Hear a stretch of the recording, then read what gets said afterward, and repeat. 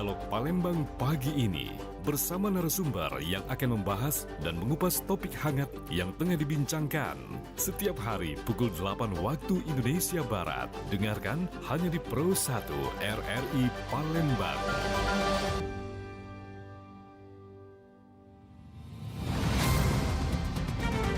Segera Anda ikuti Dialog Palembang pagi ini.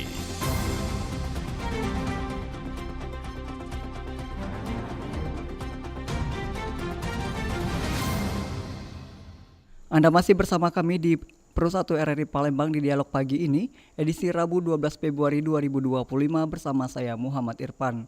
Dialog Palembang pagi ini akan dapat Anda saksikan melalui YouTube channel kami di Pro 1 RRI Palembang dan dapat Anda dengarkan juga melalui streaming di rri.co.id dan aplikasi kami di RRI Digital. Dan dapat Anda saksikan melalui YouTube channel kami di Pro 1 RRI Palembang. Pendengar, Dialog Palembang pagi ini akan membahas Indonesia peringkat keempat dunia di pusaran pornografi anak. Dan saat ini kami akan membahasnya bersama dua narasumber.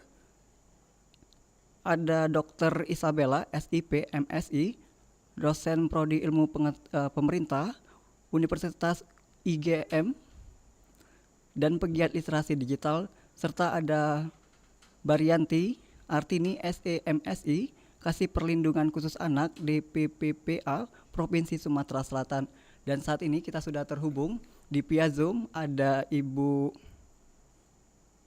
Baryanti Artini, SEMSI, Kasih Perlindungan Khusus Anak DPPPA Provinsi Sumatera Selatan. Apa kabar Ibu Baryanti? Halo Ibu. Baik, Kak. Alhamdulillah. Ibu, terima kasih Bu telah bergabung di via Zoom bersama Pro 1 RRI Palembang, Bu. Selamat pagi, Bu. Selamat pagi. Dan saat ini juga kita sudah terhubung melalui via Zoom. Ada Ibu Dr. Isabella, SIP, MSI, dosen Prodi Ilmu Pemerintahan, UIGM, dan pegiat literasi digital. Apa kabar Ibu Isabella? Alhamdulillah baik, Pak Ilham. Terima kasih Ibu. Terima kasih Bu telah bergabung bersama via Zoom di RRI Pro 1 Palembang, Bu. Bu, saat ini kita akan membahas mengenai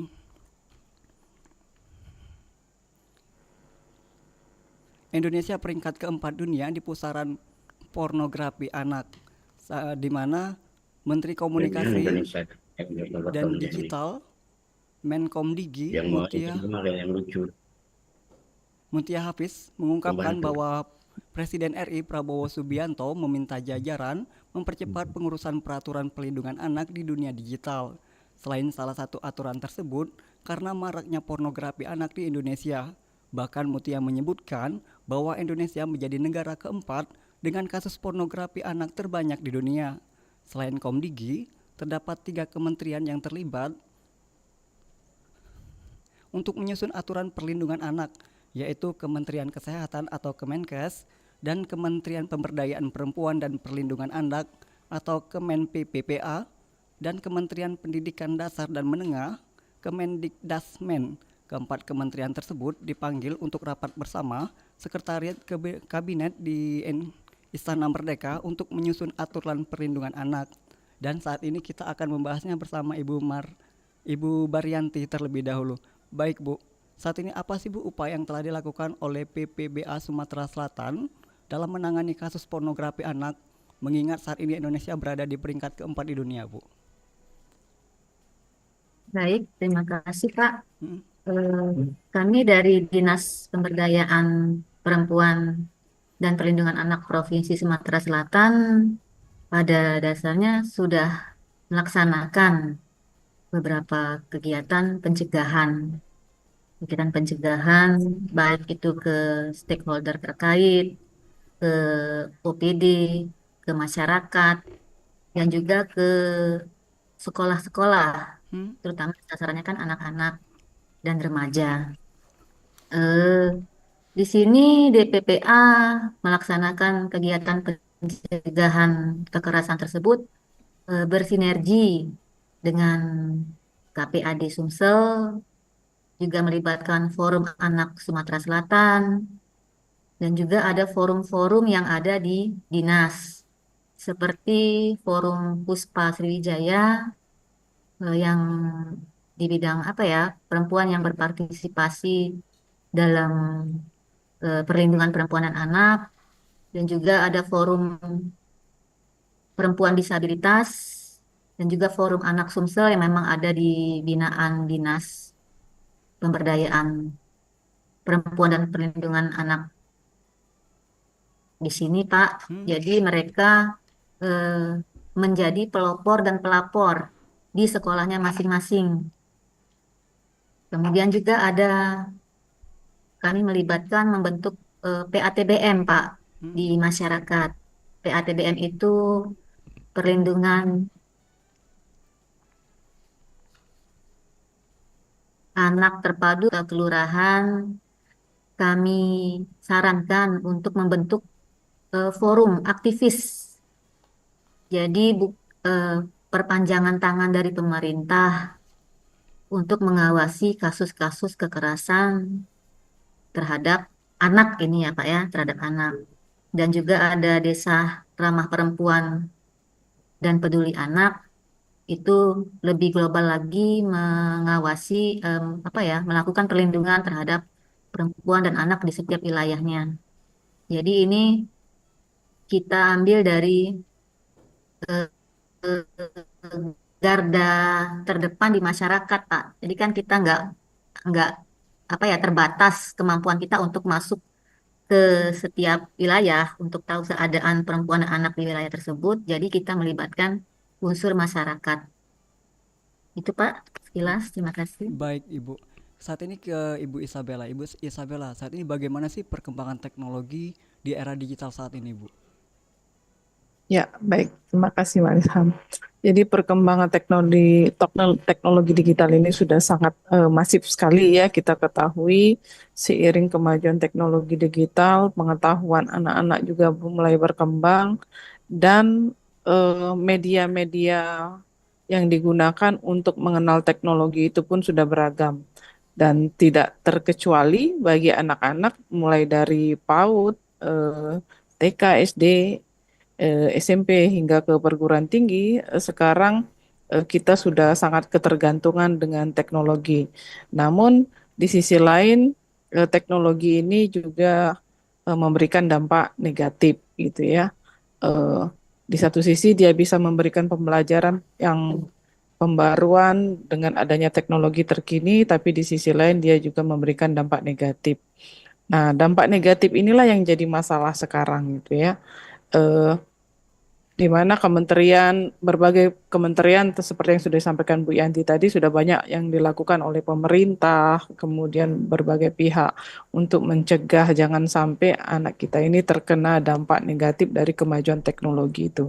Dan salah satu dampak negatif kemajuan teknologi ini adalah adanya pornografi gitu ya.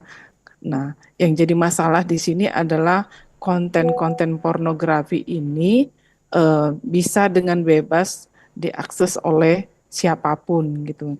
Nah, sebetulnya Kementerian Komunikasi dan Digital sudah berupaya memblokir situs-situs yang berbau-bau pornografi ataupun yang memberikan dampak negatif baik kepada anak maupun orang dewasa gitu ya. Sudah 1.900.000 lebih situs termasuk situs pornografi atau situs-situs yang membahayakan itu sudah diblokir. Namun kembali lagi kemajuan teknologi ini tidak bisa dicegah. Satu diblokir akan tumbuh lagi dan seterusnya begitu.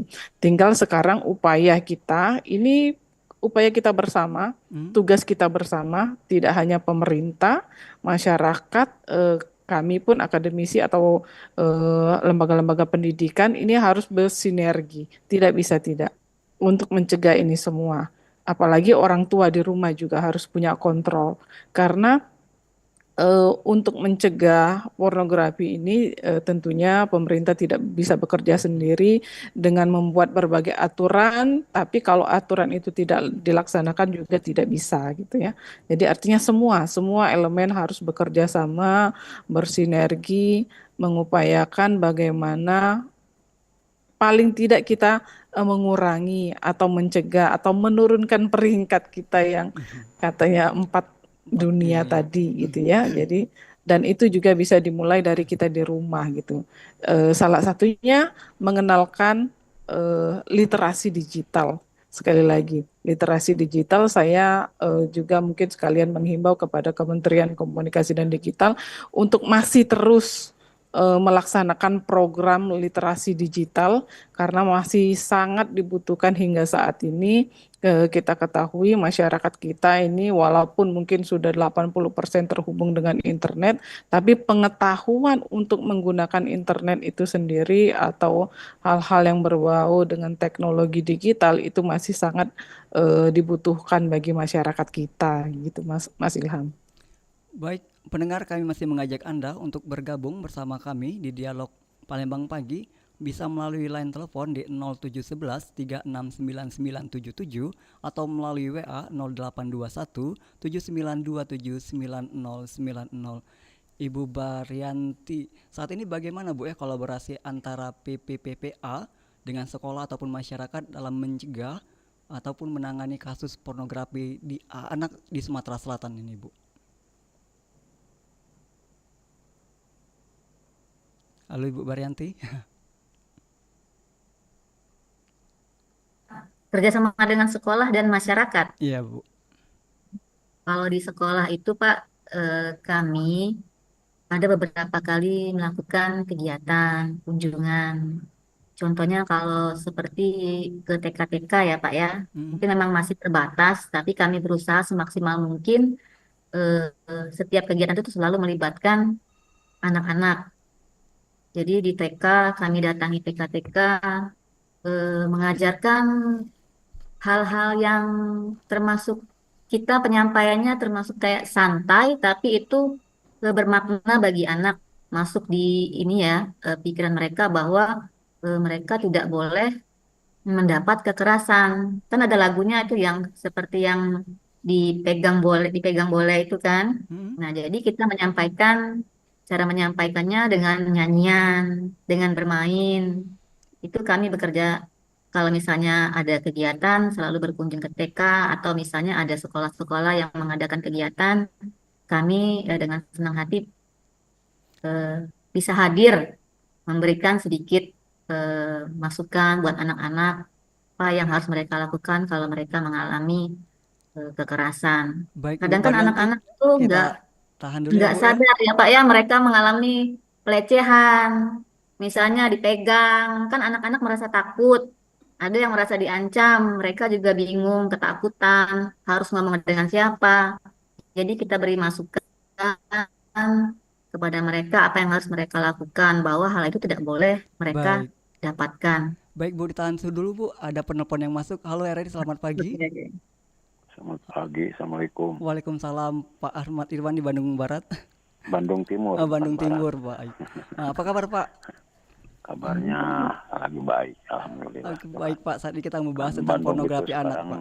sudah menjadi 2 kabupaten ya, bisa dimekarkan Bandung Barat, Bandung Timur, 1 kota, 4 kabupaten kota lah di sini. Begini, sama sebagai ibu narasumber tentang masalah pornografi di sini ya, yang sebar di media sosial. Nah, di mana sekarang begini, saya sebagai orang tua, di mana teknologi semakin canggih, kehidupan manusia semakin brutal. Contoh seperti ini, bagaimana tidak Bu? Sekarang yang sering saya lihat lah itu kan, bahkan ketika anak kecil usia 3 tahun, ibunya ingin tenang bekerja, anaknya juga biar tenang supaya tidak rewel. Nah itu sudah didikan sejak dini Bu, masalah itu. Jadi akhirnya memang seorang ibu itu tenang bekerja di rumah. Anaknya juga biar rewel tenang dengan HP-nya. Nah seperti itu. Itu sejak itu kan walaupun tenang tapi menjaga pendidikan di sejak dini seperti itu, didik seperti itu. Makanya di sini saya prihatin lah. Sebaiknya kalau memang seorang ibu yang baik, walaupun rewel apapun juga tidak bisa dibiasakan diberikan itu headnya tenang dengan headphone-nya usia 3 tahun tuh. Nah ini bagaimana? Sekarang begini, yang dibuka masalah pornografi memang betul. Sekarang di media sosial pornografi semakin Halo Pak Ahmad Irwan. gencar di sini. Tuh, ya itu. Halo, Ya, gimana? silakan Pak. Ya itu yang pertanyaan kedua. Masalah pornografi itu adalah kemungkinan di sini. Seorang perempuan, cobalah Bu, seorang perempuan itu jangan sampai mau dilecehkan. Perempuan itu paling terhormat kan, paling dihargai. Jangan ada seperti hanya langsung kau jalan berpakaian yang seronok, berpakaian yang menentang, itu kan seolah melecehkan diri sendiri. Nah datang dari, maaf saya bundil dari dua sisi ya. Yang namanya matahari laki Bu, pasti arahnya ke sana, pastilah. Itu cobalah perempuan itu paling terhormat, jangan mau melecehkannya diri sendiri, sehingga terjadilah kekerasan seksual karena seorang perempuan itu mau seolah dilecehkan diri sendiri. Nah bagaimana Pak Ibu? Terima kasih Bu. Assalamualaikum. Baik, terima kasih Pak Ahmad Irwan di Bandung Timur. Baik, Ibu Baryanti bisa ditanggapi pertanyaan Pak Ahmad Irwan. Baik, Pak. Masalah anak yang megang HP usianya 3 tahun ya Pak ya. Iya benar Bu. Ya sewajarnya kan kalau anak umur segitu kan memang tidak diperbolehkan menggunakan gadget. Kan ada batas-batasnya gitu, umur di bawah 2 tahun tidak boleh menggunakan gadget. Terus kalau misalnya anak usia 2 sampai berapa TK itu cuman berapa jam, tapi itu pun dengan pengawasan orang tua. Jadi ini orang terdekat lah ya Pak ya,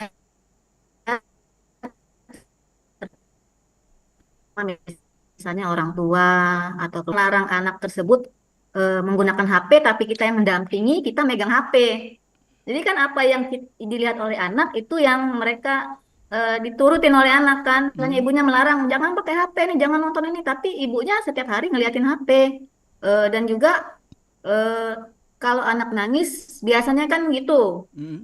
Orang tua atau yang ngasuh ini, biar anaknya mantep, diam itu dikasih HP. Biar anaknya mau makan tuh dikasih HP. Itu kan karena kebiasaan juga. Mungkin pola asuh anak yang dari kecil ya kita biasakan jangan sampai terbiasa menggunakan HP di usia yang balita. Malah itu kan ada anjurannya untuk penggunaan HP cuma berapa jam. Itu pun dengan pengawasan, Pak ya. Kemudian juga kalau masalah perempuan yang dilecehkan karena berpakaian seronok ya Pak ya. Memang itu salah satu faktor, tapi itu bukan faktor utama bahwa perempuan itu dilecehkan karena dia berpakaian yang minim atau seronok. Memang itu juga pemicu orang melakukan pelecehan ya Pak ya. Tapi banyak faktor, bisa juga dari faktor yang melecehkan, atau juga faktor lingkungan, faktor keadaan itu menyebabkan terjadinya kasus pelecehan. Jadi bukan hanya karena pakaian yang minim dia mendapatkan pelecehan, tapi beberapa faktor yang lain. Ada juga memang yang laki-lakinya yang memang walaupun perempuannya pakaian tertutup, pakaian yang sopan, kalau mereka mau melakukan pelecehan, ya mereka tetap melakukan pelecehan, Pak. Jadi di sini salah satu edukasinya dari dinas yaitu untuk menguatkan peran perempuan. Jangan sampai dia mudah tergoda, mudah dilecehkan. Kalau misalnya ada kekerasan sedikit, dibiasakan, didiemin. Jadi perempuan itu harus kuat dari awal, jangan sampai terjadi pelecehan yang lebih ini lagi ya Pak, yang lebih banyak lagi, yang lebih besar lagi yang mereka alami.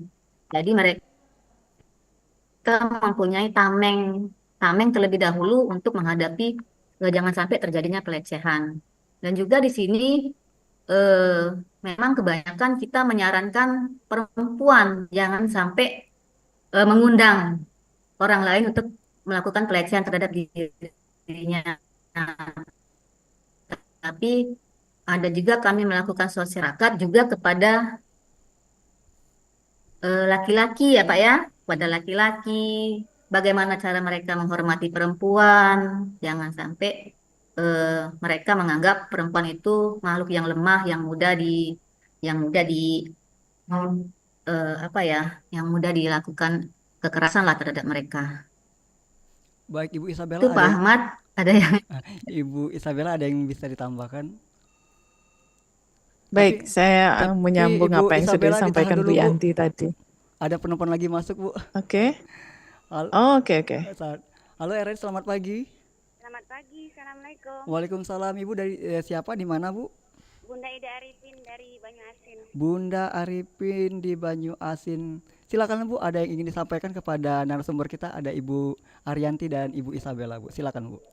Ya, ya Bu, saya mau tanya apakah hal ini terjadi apakah berhubungan dengan kemajuan teknologi gitu Bu ya? Ya di zaman sekarang kan kemajuan zaman gitu. Ya hal itu terjadi apakah ada hubungan dengan kemajuan teknologi gitu? Itu saja Bu. Iya, itu aja pertanyaannya. Terima kasih waktunya. Wassalamualaikum warahmatullahi Waalaikumsalam. wabarakatuh. Terima kasih Ibu Arifin di Banyu Asin. Ibu Isabella bisa ditanggapi? Baik, terima kasih. Sekalian menyambung Iya. pertanyaan Ibu tadi ya, Ibu Ida tadi. Ya tentu saja ini akibat dari kemajuan teknologi. Menyambung apa yang sudah disampaikan Bu Yanti tadi, kita tidak boleh melihat satu sisi perempuan saja ketika mereka berpakaian minim, maka akan memancing orang untuk melakukan pelecehan seksual ataupun tindakan kekerasan, tapi di satu sisi kita juga harus mengedukasi masyarakat untuk tidak menonton tayangan-tayangan pornografi karena dari hasil investigasi penyidikan di kepolisian, pelaku itu ketika mereka melakukan pelecehan seksual biasanya dilatar belakangi karena ada melihat tayangan-tayangan pornografi dan pelaku tentunya laki-laki gitu ya. Makanya semua lapisan masyarakat harus diedukasi untuk pencegahan melihat tayangan-tayangan pornografi ini. Jadi bukan hanya anak, tapi orang-orang dewasa juga. Kita ketahui sekarang kasus pelecehan seksual akibat tayangan pornografi ini kan sudah banyak sekali dan tidak terkecuali bagi orang yang berilmu maupun mohon maaf sekali bahkan pelakunya sekarang banyak dari kalangan pendidik gitu ya. Nah, jadi artinya pornografi itu dampaknya besar sekali gitu. Nah, oleh karena itu bukan hanya perempuannya yang diedukasi untuk tidak menggunakan pakaian-pakaian yang minim, tapi juga masyarakat, terutama pelaku atau baik laki-laki maupun perempuan, untuk tidak melihat ataupun mencegah tayangan-tayangan pornografi atau konten-konten pornografi yang ada di internet gitu ya. Itu Mas Ilham.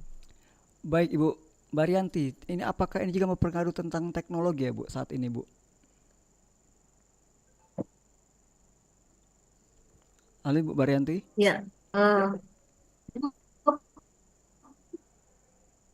iya benar sekali Pak. Ini karena pengaruh teknologi juga. Kalau kita bandingkan dengan zaman dahulu kan, kalau kita lihat sekarang, kok kasus kekerasan kayaknya banyak sekali, marak sekali. Karena kalau dulu pengaruh media sosial ini masih tidak terlalu banyak ya Pak ya, tidak terlalu besar, tidak tidak dilihat oleh orang banyak. Kalau sekarang ini kita bisa dikatakan anak kecil saja sudah punya medsos ya Pak ya, sudah pegang Benar. HP, sudah punya Instagram, Bahkan sudah punya HP sendiri ya Bu. TikTok. Jadi mereka bisa, iya, jadi mereka bisa lihat eh, apa yang ada tampil di medsos tersebut.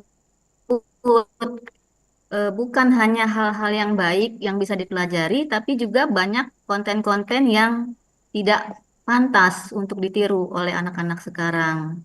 Jadi mungkin kasus kekerasan itu memang sudah ada dari zaman dulu dan sekarang ini karena pengaruh medsos dunia digital, jadi masyarakat bisa mengaksesnya lebih banyak lagi. Kasus kekerasan di sekolah direkam oleh anak-anak sekolah itu bisa viral hari itu juga. Seluruh dunia bisa mengetahui apa yang terjadi dengan anak sekolah tersebut. Beda dengan zaman dahulu yang kita nggak tahu, kita masih terbatas. Kalau sekarang semua orang sudah bisa tahu, oh ini ada video porno, bisa langsung disebarkan saat itu juga oleh anak-anak, bisa langsung diakses. Nah ini perlunya pendampingan dari orang tua atau keluarga, terutama anak-anak, bagaimana cara menggunakan media sosial yang bijak. Jangan sampai kita tidak mengetahui apa yang dibuka, apa yang dilihat oleh anak-anak kita. Misalnya mereka mau belajar kan sekarang menggunakan HP semua. Jadi harus kita awasi ya hal-hal tersebut, Pak. Baik Ibu Baryanti, saat ini kan bagaimana sih masyarakat untuk melapor Ibu Baryanti? Tapi ditahan dulu Ibu, kita akan break sebentar ya Bu ya. Tetaplah bersama kami di RRI Pro 1 Palembang, Kanal Inspirasi. Mengangkat isu-isu terkini, Dialog Palembang pagi ini bersama narasumber yang akan membahas dan mengupas topik hangat yang tengah dibincangkan. Setiap hari pukul 8 waktu Indonesia Barat. Dengarkan hanya di Pro 1 RRI Palembang. Kak, ini loh calon yang aku bilang kemarin. Track recordnya bagus, pengabdiannya ke masyarakat juga bagus. Terus wawasannya juga... Ogah mikirin calon-calonan, paling juga modal tampang doang. Terus nanti ujung-ujungnya gitu-gitu juga. Kenalin dulu makanya, kalau nggak mau tahu gini ya nggak bakal tahu dong. Iya deh, si paling tahu. Ini nih, sikap apatis kakak ini yang bikin demokrasi kita makin krisis. Harusnya ya, kita sebagai pemilih pemula justru malah kritis dong kak. Biar nanti dapat pemimpin atau wakil yang beneran manis. Iya deh, nanti kakak coba cari tahu calon yang beneran punya visi bagus deh. Tapi jangan lupa ya, kenalin kakak sama teman sebangku kamu itu ya. Ih, kakak, ini ngomongin calon apaan sih?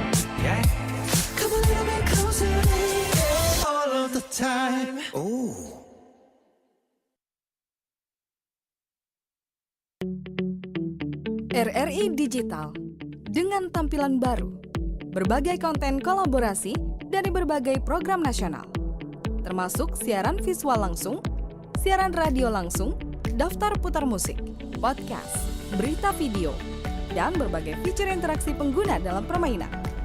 Berbagai konten menarik seperti suka, komentar, dan berbagi, serta obrolan langsung dengan penyiar dan pengguna. Pesan langsung dan fasilitas obrolan pribadi antara pengguna aplikasi juga tersedia. RRI Digital tersedia di Google Store dan App Store. RRI Digital Mengangkat isu-isu terkini, Dialog Palembang pagi ini bersama narasumber yang akan membahas dan mengupas topik hangat yang tengah dibincangkan. Setiap hari pukul 8 waktu Indonesia Barat. Dengarkan hanya di Pro 1 RRI Palembang. Terima kasih Anda masih bersama kami di RRI Pro 1 Palembang dan kami masih menantikan peran serta Anda di telepon 0711 369977. Baik, Ibu Baryanti, saat ini bagaimana Bu? Masyarakatnya ingin melapor saat kasus pelecehan atau penjahit pornografi ini Bu?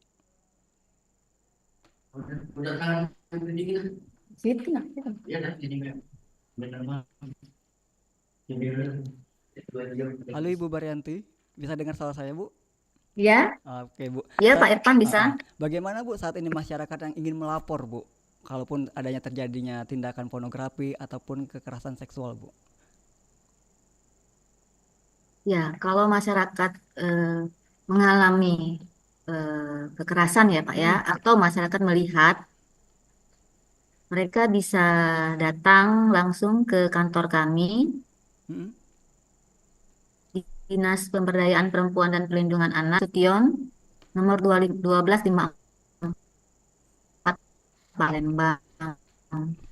Atau juga kami di Sapa 129. Jadi masyarakat bisa langsung menghubungi call center tersebut, nanti akan diterima oleh Satgas PPA, ditindaklanjuti dengan menceritakan kasus kronologis dan alamat korban. Atau juga bisa menghubungi telepon 0821 7711 1299. Jadi itu langsung ditanggapi 24 jam ya. 24 jam, nanti insya Allah akan segera diselesaikan oleh Dinas Pemberdayaan Perempuan dan Perlindungan Anak. Baik Bu, saat ini Dan ada masyarakat yang nggak mau datang. Baik Bu, saat ini ada berapa kasus ya Bu yang telah terdaftar ataupun tercatat di Dinas PPPA Bu di Sumatera Selatan khususnya Kota Palembang Bu? Kalau kita ini Pak Irfan ya ada namanya aplikasi Simfoni. Jadi di sana menghimpun kasus-kasus kekerasan yang terjadi di Provinsi Sumatera Selatan. Jadi untuk sampai dengan dari Januari sampai dengan kemarin tahun 2025 itu sebanyak 64 kasus 64 yang kasus. terjadi di Sumatera Selatan ya Pak ya. Tapi maaf kami belum bisa mengambil datanya karena itu per tanggal 16 Februari baru bisa dibuka jenis-jenis kasus yang terjadi itu terhadap anak atau terhadap perempuan.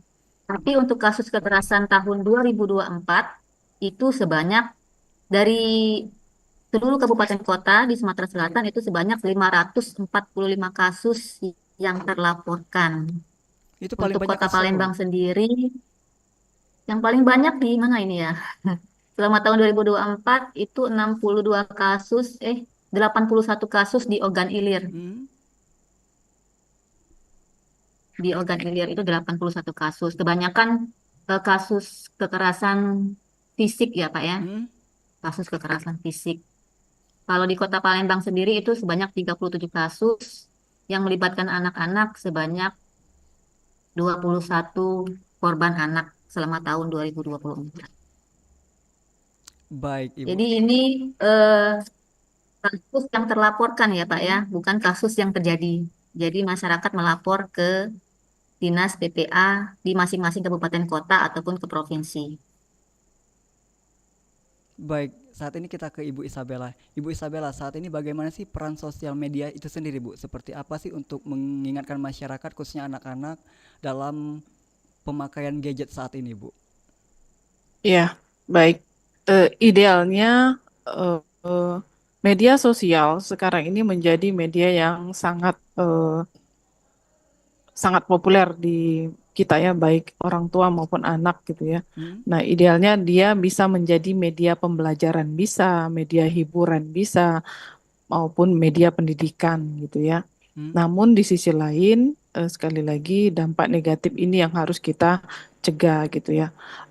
Untuk seperti yang sudah disampaikan Bu Yanti, tentunya bagi anak-anak yang menggunakan gadget ataupun gawai ini, tentunya masih perlu pendampingan. Masih perlu pendampingan, masih perlu diarahkan, dan tentunya ada pembatasan. Itu yang lebih penting.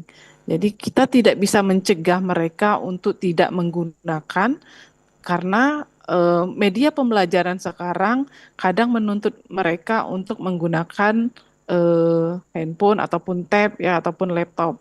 Karena sekarang media pembelajaran pun sudah semakin canggih gitu ya. Jadi kita tidak mungkin mencegah mereka untuk menggunakan itu. Tapi mungkin yang ada adalah pembatasan ataupun pengawasan dalam penggunaan media-media digital ini, termasuk media sosial. Di media sosial, informasi yang berkaitan dengan pendidikan itu banyak. Tapi di sisi lain, konten-konten yang bisa ditonton oleh anak-anak ini yang masih terbatas. Ya, kita ketahui konten untuk di media sosial itu kan lebih banyak digunakan oleh orang-orang dewasa gitu ya. Makanya sekarang mungkin kreator-kreator digital ada yang bisa berkonsentrasi untuk mengembangkan pengetahuan ataupun media-media pembelajaran bagi anak-anak, itu idealnya yang harus lebih dikembangkan lagi. Kita ketahui konten yang di bidang pendidikan untuk mengembangkan pengetahuannya, bagaimana membuat media pembelajaran yang edukatif, yang ramah anak, yang bisa mereka manfaatkan sembari mereka tetap mengenal teknologi. Baik, Ibu, Begitu, Mas kadang-kadang Irfan. juga kan, Bu, kayak seperti film kartun ataupun film-film anak juga kadang-kadang mengandung unsur seperti ya Iya, kekerasan seperti itu ya, Bu ya, ataupun juga iya. menampilkan hal yang berbau-bau dewasa. Itu seperti apa, Bu? Iya, ya judulnya film kartun tapi nanti pakaiannya gitu ya, atau animenya atau apa tokoh-tokohnya ternyata pakaiannya juga berbau pornografi gitu. Nah, apalagi kalau itu produk luar gitu ya. Nah, kalau yang produk dalam negeri misalnya, ya saya contohkan aja misalnya yang sering ditonton anak-anak yang populer ada apa Nusarara gitu ya. Karena saya masih punya anak SD Bu, Benar. itu Mas Irfannya. Jadi apa yang mereka tonton saya harus tahu gitu ya. Benar. Kemudian Adit Sopojarwo yang sangat populer lagi Ipin Upin gitu. Tapi yang itu aja. Nah, akhirnya mereka saya arahkan untuk nonton tutorial gitu ya. Misalnya bagaimana mereka ingin mengetahui tentang alam semesta misalnya. Nah, media-media pembelajaran yang seperti itu banyak gitu ya. Tapi kalau yang muatannya apa yang friendly dengan anak itu kadang-kadang yang harus mencari dulu gitu ya.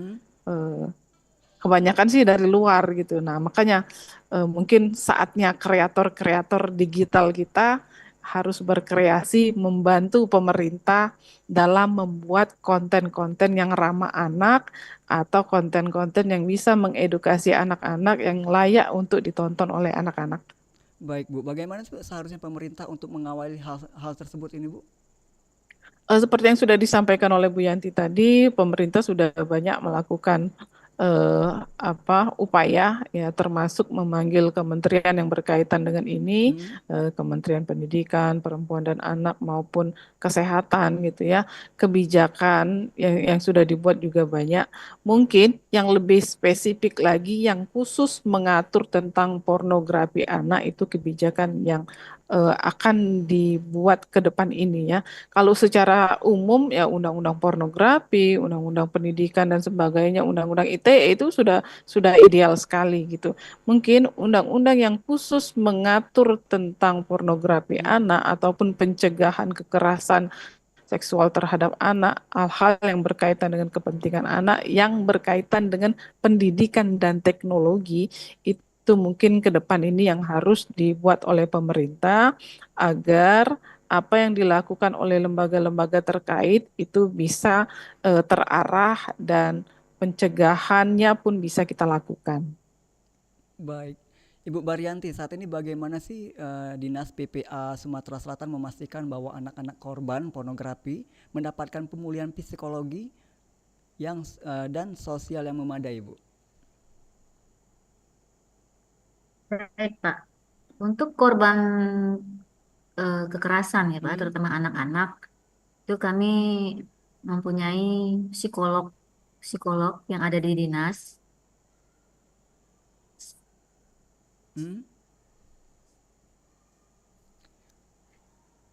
Jadi bagi siapapun, baik itu misalnya kasus kekerasan, harus terus melakukan pemulih.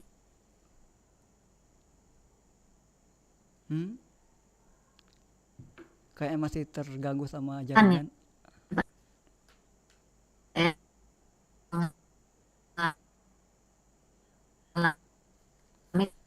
Halo Ibu.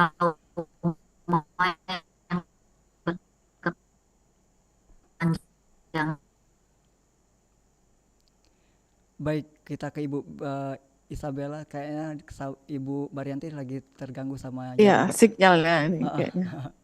Baik Bu, bisa ditangkap Ibu saat ini bagaimana? Ya, jadi terkait apa yang dilakukan pemerintah gitu ya. Tentunya harus berkolaborasi dengan kita semua. Saya juga siap nanti kalau diminta dari Dinas Pemberdayaan Perempuan, karena dari sejak tahun 2021 itu saya selalu menjadi narasumber untuk literasi digital di semua kalangan, ya. Jadi yang pernah diselenggarakan oleh Kominfo, kebetulan di tahun 2021 saya regional leader literasi digital untuk Jambi Sumsel Babel. Jadi saya sudah ke 3 provinsi itu untuk mensosialisasikan literasi digital. Jadi nanti Bu Yanti mungkin kita bisa kolaborasi kalau saya diminta untuk menyampaikan tentang literasi digital. Yang perlu kita edukasi ini kayaknya ibu-ibu deh, karena pengetahuan mereka ya khususnya ibu rumah tangga gitu ya, yang perlu kita tingkatkan pengetahuannya, bukan mereka tidak tahu, tapi mungkin ada space-space yang mereka belum tahu bahwa dalam literasi digital itu ada digital skill, digital etik, digital culture, dan digital safety. Nah, 4 hal ini yang harus mereka ketahui, bahwa tidak semua apa yang kita gunakan atau apa yang kita lihat di media sosial itu bisa jadi konsumsi kita.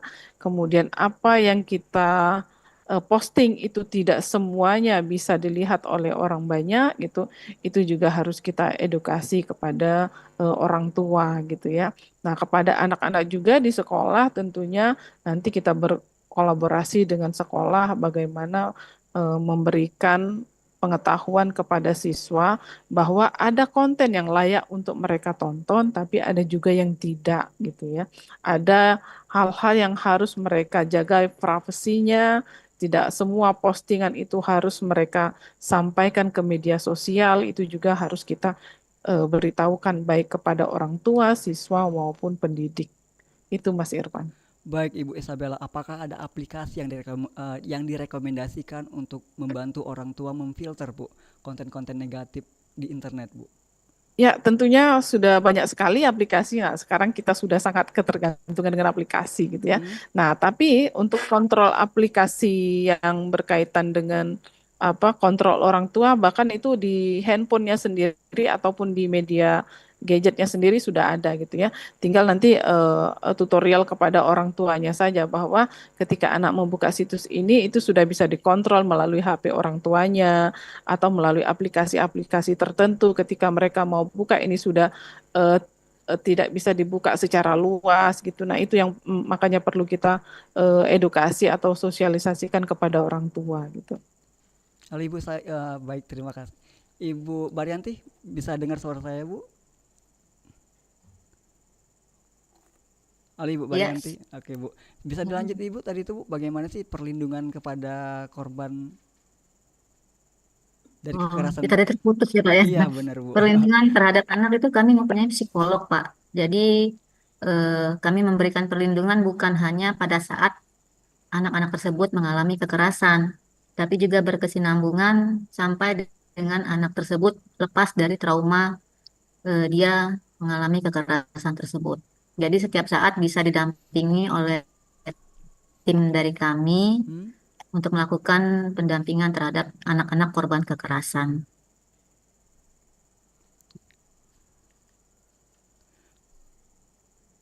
Halo Bu Ibu. Halo Ibu Baryanti, bisa dengar suara saya? Kemudian juga kalau misalnya ada kasus-kasus pelaporan pornografi, misalnya yang masuk di kami gitu, biasanya eh, bukan hanya diselesaikan secara pendampingan ke hukum saja, tapi diberikan pengetahuan kepada korban bahwa jangan sampai terjadi lagi kekerasan pornografi terutama ini Pak ya terhadap mereka.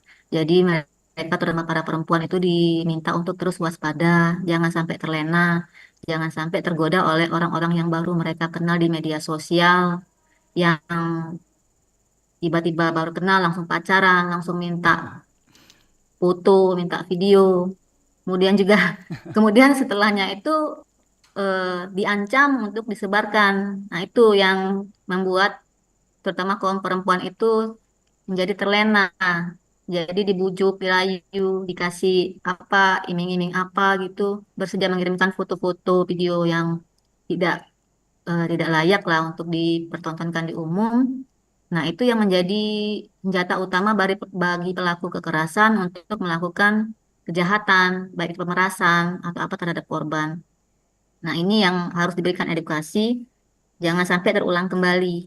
Jadi faktor utamanya kalau dari dinas itu terutama pencegahan, Pak. Kalau kita sudah melakukan pencegahan, ya berusaha untuk mengurangi terjadinya kekerasan terutama terhadap perempuan dan anak. Baik Ibu Itu Pak Baryanti. Irfan. Baik Ibu Baryanti, saat ini dampak pornografi tersebut tuh apa juga mempengaruhi kesehatan mental dan emosional anak, Bu? Ya pasti mempengaruhi mental dan psikis anak ya Pak ya. Terutama kalau mereka memang benar-benar mengirimkan video porno, foto porno kepada pelaku, kan itu dalam ancaman akan disebarkan, terutama ke media sosial. mereka merasa ketakutan, diketahui oleh keluarga, teman, bahkan menyebabkan eh, keminderan yang luar biasa. Dan yang hal yang lebih parah lagi mungkin mereka korban melakukan apa ya, hal-hal yang lebih parah lagi, misalnya percobaan bunuh diri, ketakutan kan, malu apabila video atau foto porno mereka disebarkan oleh pelaku kekerasan. Jadi jangan sampai hal itu terjadi terhadap korban. Jadi harus terus dilakukan pendampingan, harus diberikan apa ya, ruang bagi korban untuk dapat kembali ke masyarakat. Jangan sampai mereka mendapatkan stigma yang negatif terhadap hal-hal yang telah mereka lakukan di masa lalu. Itu sih, Pak. Baik Bu, saat ini bagaimana Bu cara ataupun solusi untuk mencegah ketergantungan pornografi pada anak Bu? Kalau untuk mencegah ketergantungan penggunaan media sosial itu sebenarnya itu dari keluarga terdekat, dari pendamping di keluarga tersebut sendiri, karena kita eh, hanya memberikan masukan, kebijakan, panduan agar masyarakat dapat lebih bijak menggunakan gadget. Pengawasan dari orang tua, terutama anak-anak yang menggunakan gadget. Anak sekolah kan sekarang apa ya, belajar tugas sekolah, tugas kuliah itu kan menggunakan gadget, tidak bisa kita hilangkan karena kemajuan zaman juga. Tapi kita sebagai orang tua atau mendamping juga harus mengawasi, karena kan kalau kita buka internet bukan hanya aplikasi atau alamat situs yang kita buka saja yang terbuka, tapi juga kadang suka ada iklan-iklan. Benar. Nah, jadi di situ ada misalnya anak sekolah, kita sebagai pendamping harus memberitahu.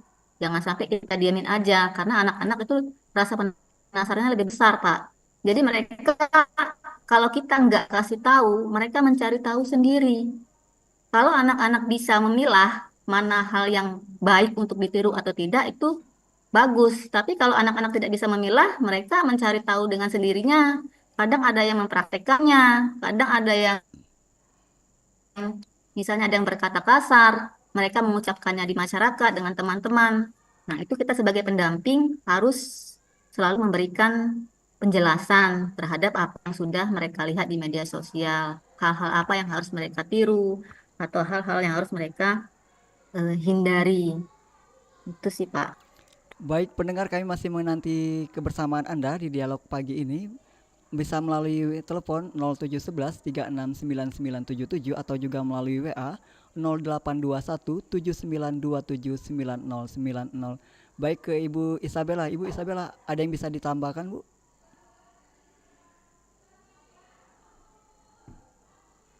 Baik, seperti yang disampaikan Bu Yanti, jadi pencegahan itu tentunya harus dimulai dari keluarga, ya, untuk bagaimana kita mengawasi anak-anak dalam menggunakan gadget ini, menggunakan media-media digital ataupun tontonan-tontonan yang mereka lihat selama mereka menggunakan media-media digital, gitu ya. Untuk bisa mengingatkan mereka bahwa ini yang baik, ini yang tidak baik. Makanya seperti yang saya sampaikan tadi, sebagai orang tua juga harus meningkatkan pengetahuan tentang bagaimana memanfaatkan media digital ini untuk sarana pendidikan yang baik, atau memanfaatkan media-media digital ini atau kemajuan teknologi digital ini untuk hal-hal yang baik di bidang pendidikan, tentunya tidak hanya bagi anak tapi juga bagi orang tua. Jadi idealnya pemerintah disarankan untuk melakukan sosialisasi, tentunya yang harus terus dilakukan gitu ya. Kemudian memberikan pelatihan-pelatihan seperti yang sudah disampaikan Bu Yanti tadi, mungkin di dinas-dinas terkait di kabupaten kota yang dengan membentuk satgas-satgas atau membentuk kelompok-kelompok yang melek digital gitu ya, yang bisa mengedukasi orang tua bahwa sekarang ini udah begini loh kondisinya gitu ya, teknologi itu udah semakin canggih. Jadi orang tua pun harus tahu apa itu Mobile Legend, apa itu FF gitu ya, harus tahu. Jadi sehingga kadang saya ikut nimbrung gitu, apa yang dimainkan oleh anak-anak itu bahaya atau tidak ya. Ketika itu masih aman-aman saja ya silahkan dengan batasan waktu. Tapi ketika itu sudah ada tontonan yang kurang baik, silakan di skip atau beralih ke tontonan yang lain gitu. Jadi perlu sekali pengetahuan bagi seluruh lapisan masyarakat untuk disosialisasikan teknologi digital ini atau literasi digital ini kepada orang tua. Baik Bu, saat ini memang kan anak-anak itu khususnya anak-anak sering kalau sudah nonton tuh lupa waktu ya Bu ya. Saat ini bagaimana Ya, Bu tantangan kita untuk bahaya dari pornografi anaknya seperti apa Bu? ya. Tantangan kita adalah ya tentunya mencegah gitu ya, mencegah atau mengurangi ya. Teknologi nggak bisa dicegah, teknologi tidak bisa dihentikan ya kemajuannya, dia akan terus berkembang. Nah, kita yang di rumah ya saya dalam posisi saya sebagai orang tua, kalau yang saya terapkan itu adalah pembatasan gitu ya. Dengan cara misalnya kalau pulang sekolah kita ketahui anak-anak kita tidak munafik lah ya, pegangannya HP gitu ya. Tapi ketika sudah berapa jam mereka menggunakan HP, saya suruh mereka bermain, keluar. Silakan mau main sepeda, main apa, silakan main dengan teman-temannya. Silakan mereka keluar gitu ya, bersosialisasi atau mainan-mainan tradisional. Silakan ajak temennya main mainan tradisional kayak kemarin ya, kita masih menyimpan mainan congklak gitu ya. Jadi dia ngajak mainan congklak dengan teman-temannya. Jadi masih kami sediakan mainan-mainan tradisional atau mainan edukatif gitu ya, yang bisa mengalihkan mereka pada handphone gitu ya. Dan jangan lupa suruh mereka bersosialisasi. Suruh mereka ajak teman-temannya main gitu ya, atau permainan yang bisa melibatkan beberapa orang gitu ya. Nah, itu tetap harus kita sampaikan atau kita berikan edukasi-edukasi seperti itu. Baik Ibu Isabella dan Ibu Baryanti, tidak terasa kebersamaan kita tinggal beberapa menit lagi Bu. Saat ini Iya. saat ini bagaimana sih Bu harapan Ibu pada hari pusaran pornografi anak ini Bu? Ibu silakan Ibu Baryanti. Harapan dari Dinas PPA dengan adanya kasus pornografi yang semakin marak ini dapat menjadikan kita sebagai masyarakat dan juga pemerintah untuk dapat lebih waspada terhadap adanya pornografi. Pornografi terutama di media sosial tidak dapat kita cegah masuknya ya Pak ya, karena itu ada intervensi dari dunia luar juga, ada dari negara lain, bukan hanya ada di Indonesia. Jadi bagaimana kita membatasi pengguna media sosial yang ada di Sumatera Selatan khususnya ya Pak ya. Bagaimana kita dapat membatasi anak-anak remaja, bagaimana mereka dapat memberikan tameng kepada mereka jangan sampai meniru hal-hal negatif yang ada di media sosial. Kami juga dari dinas secara masif terus melakukan sosialisasi, pencegahan, terutama ke anak sekolah, ke remaja, ke perempuan, dan juga kepada masyarakat. Karena mereka lah pengguna terbesar dari media sosial. Tidak dapat kita hindari penggunaan HP sudah sampai ke desa-desa dan pelosok masyarakat. Jadi dengan adanya sisi positif keberadaan media sosial, masyarakat dapat lebih pintar, lebih bijak melakukan penggunaan internet di lingkungan mereka, gitu Pak. Jangan sampai mereka meniru hal-hal negatif yang ditampilkan oleh pihak yang tidak bertanggung jawab untuk dapat melakukan kekerasan terhadap orang lain. Itu sih Pak. Baik Ibu. Harapan dari Baik Ibu Isabella, sebagai closing statement apa sih yang Ibu ingin sampaikan kepada masyarakat? Baik, untuk closing statement untuk mencegah pornografi anak ini, mari kita bersama-sama bersinergi, semua lapisan masyarakat, pemerintah, akademisi ya maupun pendidik gitu ya, organisasi terkait itu bersinergi untuk mencegah pornografi anak ini melalui pembatasan ataupun mencegah konten-konten pornografi ini untuk ditonton oleh anak-anak. Tentunya pemerintah juga harus menyiapkan aturan yang berkaitan dengan pencegahan konten-konten pornografi anak ini agar anak-anak kita terselamatkan dari bahaya negatif pornografi. Baik, terima kasih Ibu Baryanti Artini, SEMSI selaku Kasih Perlindungan Khusus Anak, Dinas PPPA Provinsi Sumatera Selatan telah bergabung via Zoom bersama RRI Pro 1 Palembang. Terima kasih Bu Baryanti. Sama-sama Pak Irfan. Salam sehat selalu Bu Baryanti. Salam sehat. Terima kasih juga bersama Ibu Dr. Isabella SIP MSI selaku dosen Prodi Ilmu Pemerintah Universitas IGM dan penggiat literasi digital telah bergabung via Zoom di Pro 1 RRI Palembang. Terima kasih Bu Isabella. Terima kasih juga Mas Irfan, Bu Salam Yanti. sehat selalu Ibu Isabella dan Ibu Baryanti. Salam sehat. Kami juga mengucapkan terima kasih kepada dengan penelpon tadi ada Ibu Bunda Arifin di Banyu Asin dan juga ada Pak Ahmad Iwan di Bandung Timur. Pendengar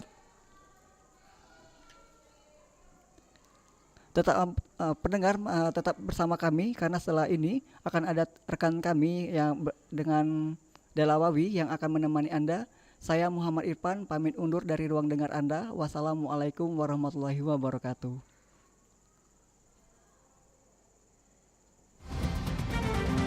Baru saja Anda ikuti Dialog Palembang pagi ini.